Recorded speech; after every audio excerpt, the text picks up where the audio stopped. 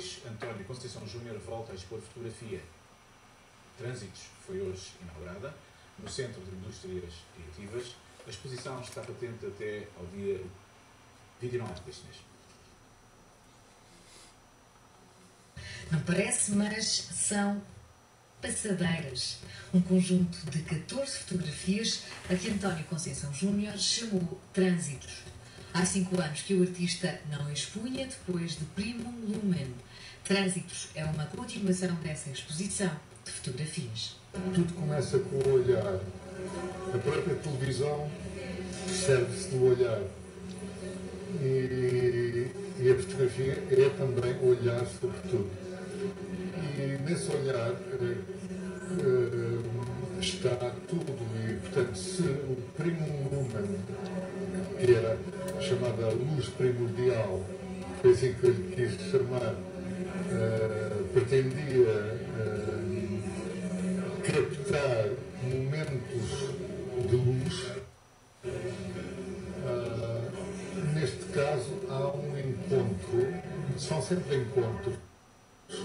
Eu nunca acredito que sejam fortuitos, porque nada na vida é verdadeiramente fortuito. Nós é que não dominamos as grandes mecânicas do universo.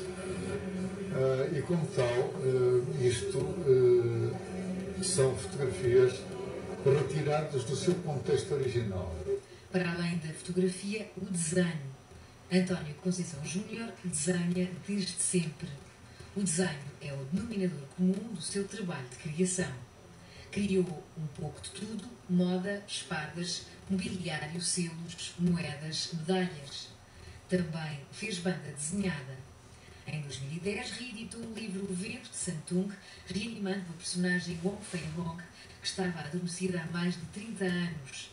Até ao final deste ano, a tradução para chinês desse álbum será lançada. Vai ser lançado ainda este ano, depois das férias de verão. Portanto, já está todo traduzido em chinês.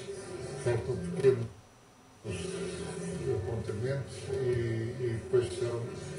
Mas pronto, regressei aos cartoons, neste caso às caricaturas, que é uma coisa que me interessa como exercício, como um retorno. O regresso às caricaturas aconteceu no ano passado. Trabalhos de António Conceição Júnior podem ser apreciados no jornal Hoje Macau 2 vezes por mês.